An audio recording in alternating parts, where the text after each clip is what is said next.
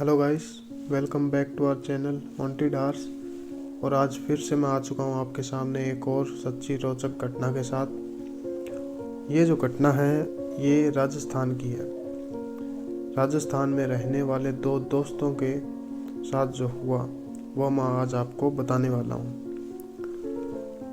ये कहानी है जोधपुर के पास एक छोटे से गांव में रहने वाले विशाल और उसके दोस्त रोहित की। या यूं कहें कि ये कहानी ज़्यादातर विशाल की इर्द गिर्द ही घूमेगी। तो कहानी को स्टार्ट करते हैं टाइम को ज़ाया किए बिना। रोहित और विशाल जो कि अच्छे दोस्त हैं, बचपन में साथ में खेले, साथ में पढ़े। हालांकि साथ में ही इन दोनों ने ग्रेजुएशन किया और एक साथ में किस्मत से एक ही कंपनी में इन दोनों की जॉब लग गई। दोनों बहुत खुश थे। अपना जॉब पर जाते और शाम को वापस आ जाते हैं। जॉब जो करते थे ये शहर में करते थे। इनका गांव शहर से लगभग 20-22 किलोमीटर दूर था। तो दोनों सुबह जाते और अपना शाम को वापस आ जाते। फैमिली की बात करें तो फैमिली में अभी दोनों की ही शादी हुई नहीं थी, तो दोनों ही अपने माँ बाप के साथ रहा करते थे, विशाल और रोहित। तो ऐसे ही एक दिन दोनों ऑफिस में थे, अपना काम कर रहे थे। लंच टाइम हुआ। लंच टाइम में दोनों आए, सारे दोस्त साथ में बैठ के लंच कर रहे थे। तो तभी उनमें से एक ने बात छेड़ दी कि भाई तूने सुना, अपने पास वाले गांव में ना एक भूतिया हवेली है। तो विशाल और रोहित ने तो ये पहली बार सुना था। तो विशाल ध्यान लगा के सुनने लगा। तो वो बोल रहा था कि भाई तुम लोगों ने सुना कि अपने पास वाले गांव में एक हवेली है जो कि भूतिया है, और पिछले 18 सालों में उस हवेली में कोई नहीं रहता। तो विशाल ने पूछा क्यों, ऐसा क्या है उस हवेली में। तो कहता है कि है कुछ साल पहले कुछ दुर्घटना हुई थी उसमें, और उसके बाद जिसने भी उस हवेली में रहने की कोशिश की है वो रह नहीं पाया है। तो इस कारण वो हवेली अब बिल्कुल सुनसान है और 18 सालों से उसमें कोई भी नहीं है। तो विशाल ने सुना और मन ही मन सोचने लगा कि ये हवेली तो देख के आनी पड़ेगी। मैं बता दूं आपको, विशाल जो था वो इन भूत वगैरह में नहीं मानता था, और भूत वगैरह क्या, वो तो भगवान में भी नहीं मानता था। एक तरह से कहूँ तो वो एक नास्तिक बंदा था।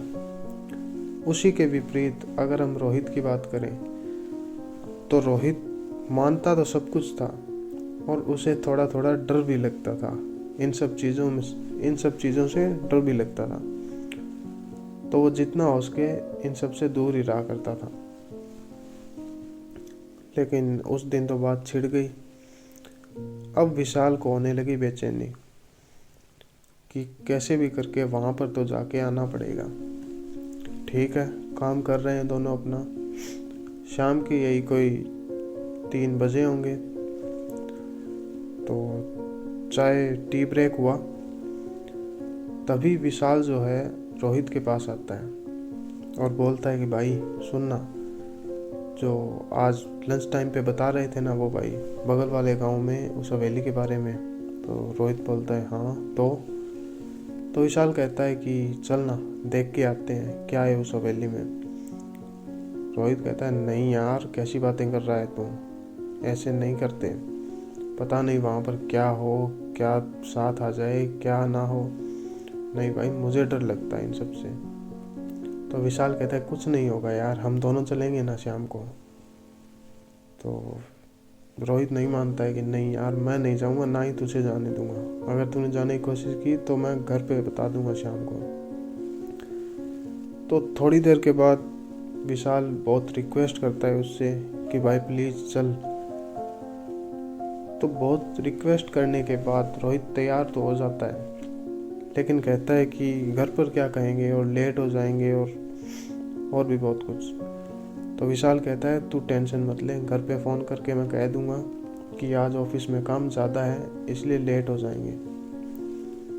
तो रोहित कहता है ठीक है, लेकिन हाँ, मैं हवेली के अंदर नहीं जाऊंगा, तेरे साथ तक चल लूँगा हवेली तक, लेकिन बाहर ही रहूँगा। तो बोलता है ठीक है, तू मत जाना, मैं अकेला देख के आ जाऊँगा। तो दोनों की बात हो गई कि शाम को हम लोग चलेंगे। तो शाम को यही ऑफिस से ये फ्री होते थे 6:30-7 बजे। सर्दियों का वक्त था तो अंधेरा भी जल्दी होने लगता है और काफ़ी ठंड भी हो जाती है। और ये जो गांव बता रहे थे जिसमें हवेली है, ये उस शहर से 20-25 किलोमीटर आगे, मतलब इनके गांव से शहर 20 किलोमीटर और उससे आगे 20 किलोमीटर वो दूसरा गांव जिस गांव में हवेली थी। तो शाम होती है, 7 बज चुके हैं। अब विशाल से रुका नहीं जा रहा। विशाल आता है और कहता है चल भाई, अब हम दोनों चलते हैं। रोहित भी बेचारा क्या करे, दोस्त है, डरता डरता उसके साथ चला जाता है। दोनों निकलते हैं अपने ऑफिस से और लगभग आधा पौना घंटा या यूं कह लो 50 मिनट ट्रैवल करने के बाद, क्योंकि शाम का वक्त था और धुंध भी बहुत थी, तो धीरे धीरे जा रहे हैं अपना। ठीक है, लगभग 8 बजे से 10 मिनट पहले वो वहाँ पर पहुँच गए। हवेली के पास गए तो हवेली जो थी प्रॉपर गांव में नहीं थी, गांव से थोड़ा सा दूर थी, आधा किलोमीटर आगे थोड़ा सुनसान सा एरिया था। तो दोनों पहुंचे हवेली के सामने। बिल्कुल घुप अंधेरा, चारों तरफ कुछ नहीं दिख रहा, मानो यहाँ कोई आता जाता ही ना हो। हालांकि पूरा गांव था वहाँ, फिर भी सर्दियों के वक्त में लोग घर से कम ही निकलते हैं, तो सड़क पे भी कोई नहीं दिख रहा था।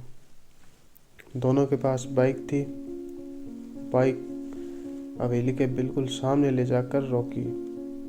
बाइक जो था विशाल चला रहा था।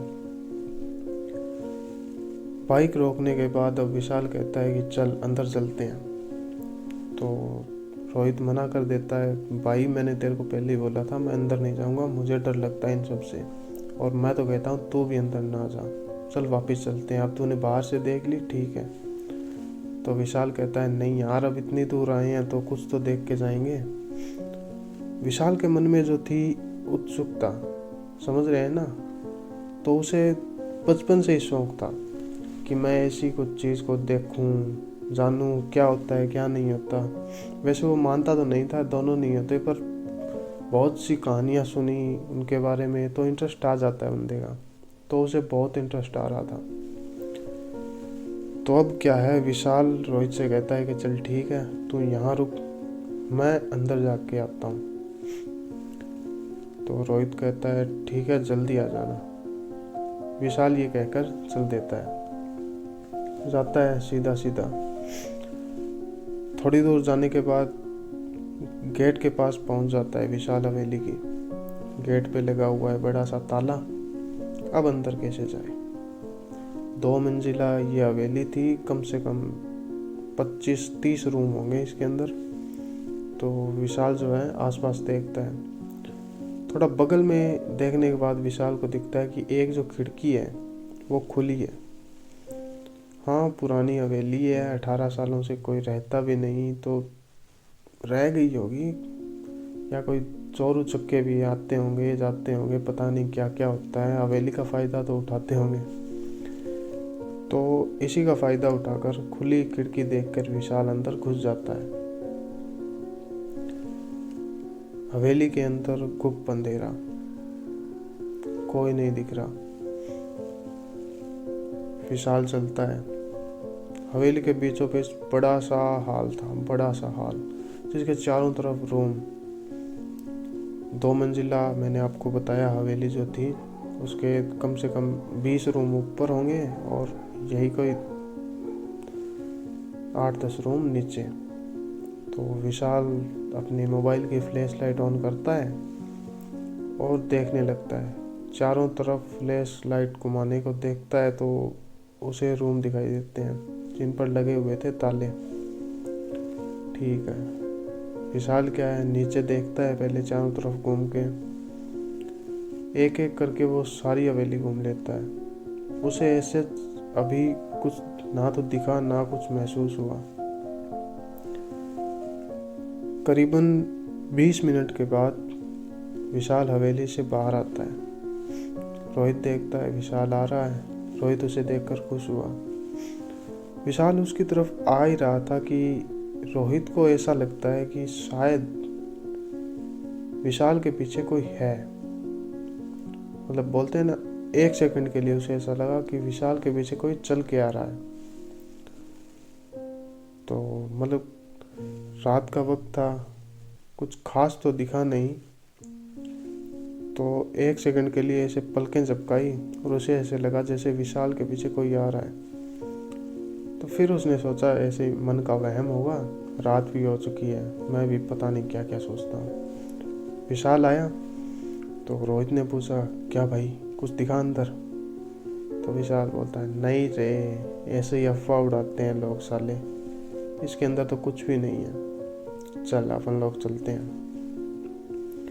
अब रोहित बोला कि चल ठीक है, बाइक मैं चला लेता हूँ, तू पीछे बैठ। तो विशाल जो है पीछे बैठ जाता है। बाइक स्टार्ट होती है और अपना चल देते हैं। धीरे धीरे चल रहे हैं क्योंकि धुंध भी बहुत थी। तो टाइम तो घर पर पहुंचने में लगना था, 8:30 तो बज चुके थे अब, क्योंकि विशाल जो था अंदर कम से कम आधा घंटा तो लगा के आया था।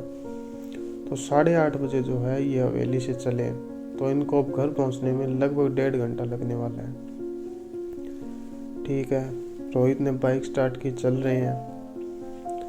चलते चलते अचानक रोहित को ऐसा लगा कि जैसे बाइक के पीछे एक और बंदा बैठा है। मतलब एक रोहित, एक विशाल, और ऐसा लगता है कोई तीसरा भी बैठा है। क्योंकि होता है ना, हम लोग बाइक चलाते हैं, 2 बंदे बैठे हो बाइक के ऊपर और तीसरा बैठ जाए तो बाइक कैसी हो जाती है, मतलब उसको भार लगा थोड़ा। तो रोहित ने नज़रअंदाज किया कि नहीं, ऐसे ही हवा वगैरह कम होगी, तो ऐसा करके चल देते हैं। घर पर पहुंचते हैं दोनों। बाइक जो थी रोहित की थी और घर भी उनके ज़्यादा दूर नहीं थे, 4-5 घर छोड़ के रोहित का घर और इधर विशाल का घर। विशाल को घर पर छोड़ा और रोहित अपने घर पर चला गया। अब होता क्या है, विशाल जो है घर के अंदर आता है।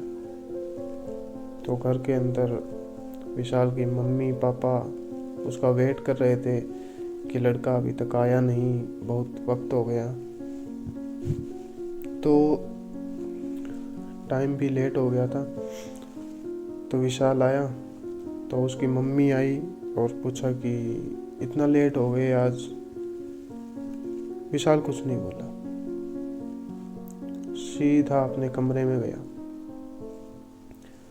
उसकी माँ ने सोचा शायद थक गया होगा, आज काम ज़्यादा होगा तो नहीं बोल रहा है, सोने दें। हाँ, उसकी मम्मी ने खाने का भी पूछा तो भी विशाल ने कोई जवाब नहीं दिया। सीधा गया, अपना रूम बंद किया और सो गया। तो अब विशाल के मम्मी पापा भी सोने चले गए कि लड़का घर पे आ चुका है, तो हम भी सो जाते हैं। सोए थे कि रात के तकरीबन 2 बजे होंगे। 2 बजे विशाल की मम्मी की आंख खुलती है और विशाल की मम्मी जो थी, पानी पीने के लिए, जो प्यास लग रही थी उसे, उस पानी पीने के लिए देखती है तो पानी ख़त्म हो चुका था रूम के अंदर। तो विशाल की माँ किचन में जाती है पानी लेने के लिए।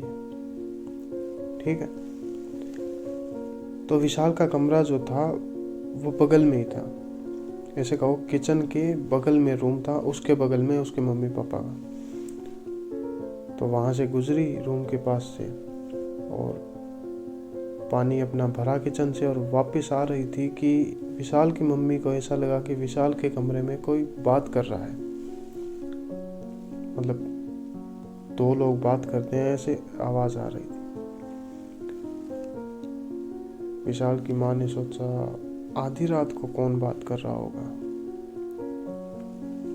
तो गांव में क्या है, मतलब दरवाजे ऐसे होते हैं कि उनके बीच थोड़ी गैप होती है, उनसे जो है आर पार देखा जा सकता है। गांव में ऐसे ही दरवाजे लगे होते हैं। तो विशाल की मम्मी जो थी वो उसी दरवाजे में से ऐसे आंख लगा के देखने लगी। तो सामने जो था, उसके बिल्कुल सामने विशाल का बेड लगा हुआ था, उसके बराबर में ही बड़ा सा शीशा।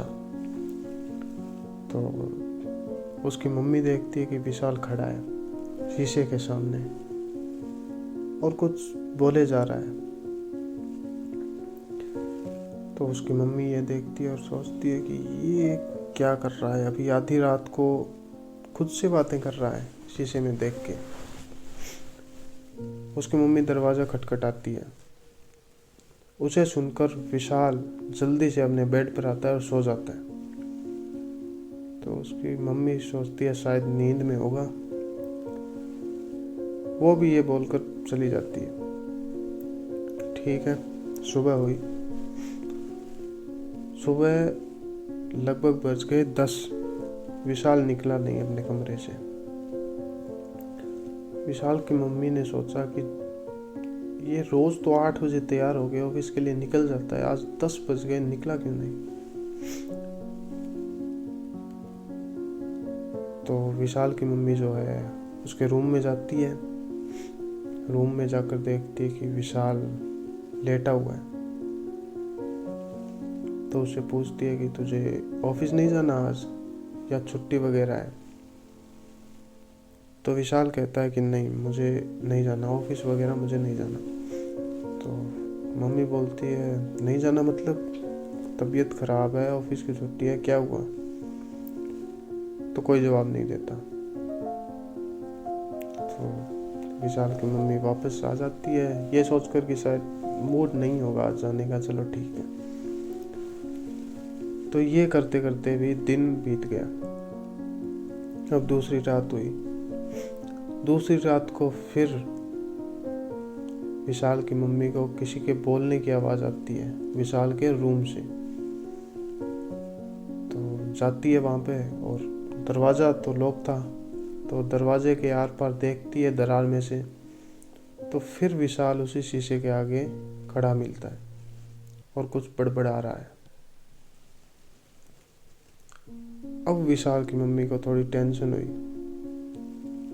कि ये रोज रोज ऐसे किससे बातें कर रहा है अकेला ही। विशाल की मम्मी ने कुछ भी नहीं कहा और अपने रूम में आके सो गई। अगली सुबह हुई तो विशाल की मम्मी ने उसके पापा से कहा कि हमारा लड़का जो है आधी रात को 2 दिन हो गए, मैं देख रही हूँ अपने आप से ही बोल रहा है, जबकि इसकी आदत थी नहीं ऐसे नींद में चलने की, या माँ से अच्छा कौन जान सकता है उसके लड़के को। तो बताती है उसके पापा को। तो पापा कहते हैं कि नहीं नहीं, ऐसी कोई दिक्कत नहीं है, हो जाता है कभी कभी। तो ऐसे कह के बात टाल देते हैं। ठीक है, दिन बीता, फिर रात हुई, फिर वही हुआ। फिर विशाल की मम्मी ने पापा से कहा कि आज फिर ऐसा किया। तो पापा ने कहा कि नहीं, चलो कल बात करते हैं, ठीक है, देखते हैं, पूछते हैं उससे। तो अगली सुबह हुई तो विशाल से पूछा कि, और हाँ ये तो मैं बताना भूल गया कि 3 दिन बीत चुके हैं, विशाल अब तक ऑफिस नहीं गया, ना ही अपने ऑफिस गया और ना ही कुछ खाया उसने, बिल्कुल भूखा। तो घर से बाहर गया नहीं, घर पे खाना खाया नहीं, 3 दिन तक खाना नहीं खाया विशाल ने। तो उसकी मम्मी ने ये बात बताई उसके पापा को कि ये ना खाना खा रहा है, ना रूम से बाहर आ रहा है, और आधी रात को बड़बड़ाता रहता है, चक्कर क्या है, शायद इसे कोई हवा लग गई है, बाहर की हवा। तो पापा बोलते हैं देखते हैं, चलो पूछते हैं। तो विशाल से पूछा जाता है कि क्या हुआ बेटा, कोई प्रॉब्लम है, तू ऑफिस नहीं जा रहा और खाना भी नहीं खा रहा। तो विशाल कोई जवाब नहीं देता। दोबारा पूछते हैं उससे कि क्या बात है बेटा, बता। तो विशाल ऐसे चौकड़ी मार के अपने बेड पे बैठा है, मतलब एक पाँव के ऊपर दूसरा पाँव चौकड़ी मार के बढ़िया बैठा है, और एकदम गुस्से से बोलता है कि देख लिया, या और भी कुछ देखना है? इसे ही बड़ा शौक था भूत देखने का, अब देख मैं इसे कैसे दिखाता हूँ भूत। ये सुनकर भाई साहब उसके माँ बाप इतने डर गए कि क्या हुआ हमारे लड़के को, और उसका चेहरा भी कुछ अजीब सा हो रहा था दिन ब दिन, मानो पिघल रहा हो। उम्र उसकी जैसे 20 साल बड़ी हो गई हो। तो ये सब देख के उसके घर वाले थोड़े डर जाते हैं। उसे कहते हैं कि मम्मी जो है पापा से कहती है कि इसे मंदिर दिखाकर लाते हैं एक बार, शायद इसे कोई बाहर की हवा लग गई है। तो पापा कहते हैं हाँ ठीक है, हम इसे हनुमान मंदिर में ले जाते हैं, पास वाले हनुमान मंदिर में। तो इतना सुनते ही विशाल दोबारा बोलता है कि तू ले जाएगा मुझे, तू ले जाके तो दिखा मुझे घर से बाहर। मैं कहीं नहीं जाऊंगा, मैं यहीं रहूंगा, और थोड़े दिन बाद तो मैं इसे भी अपने साथ ले जाऊंगा। ये सुनकर भाई साहब दोनों डर गए। अब दोनों बहुत टेंशन में कि लड़के को हो क्या गया है। ये दोनों पहुंचते हैं रोहित के पास कि बेटा विशाल जो है ऐसा ऐसा हो गया है, तो क्या कहीं गए थे क्या तुम लोग? तो रोहित एक बार तो नहीं बताता कि नहीं नहीं अंकल ऐसा तो कुछ नहीं है, ऐसे बीमार हो गया होगा, कुछ डॉक्टर को दिखाने शायद ठीक हो जाए। तो बोलते हैं नहीं बेटा डॉक्टर की प्रॉब्लम नहीं है, ये कुछ हुआ है तो बता दो। रोहित भी बेचारा अब उसकी हालत देख के थोड़ा डर गया, तो बताता है कि हाँ अंकल हम 3 दिन पहले ना ऐसे पास वाले गांव में एक हवेली है, तो लोग बोलते हैं कि उस हवेली में भूत रहते हैं, तो विशाल और मैं वहाँ गए थे। ये सुनकर भाई साहब रोहित के घर वाले भी चौंक गए और विशाल के घर वाले भी बहुत डर गए कि हाँ वहीं से कुछ इसके साथ लग गया है। अब रोहित और विशाल के मम्मी पापा जाते हैं मंदिर में पंडित जी के पास। पंडित जी से सारी अपनी समस्या बताते हैं। तो पंडित जी कहते हैं चलो ठीक है एक बार देखते हैं घर पे जाके। तो पहुंचते हैं सारे घर पे जाके देखते हैं दरवाज़ा खोला घर का, और सामने दरवाजे अंदर खोलते ही जैसे घुसते ही भाई साहब विशाल का रूम जो था खुला था, और विशाल ऐसे उल्टे पैर जानवरों की तरह चल के आ रहा है जैसे मानो वो इंसान है ही नहीं। उसे देखकर पंडित जी समझ गए कि हाँ इस पर कोई हवा लगी है बाहर की। तो पंडित जी जो है उसे कहते हैं कि इसे मंदिर ले जाना पड़ेगा। तो विशाल के पापा कहते हैं कि मंदिर ये जाएगा नहीं। तो पंडित जी कहते हैं जाएगा।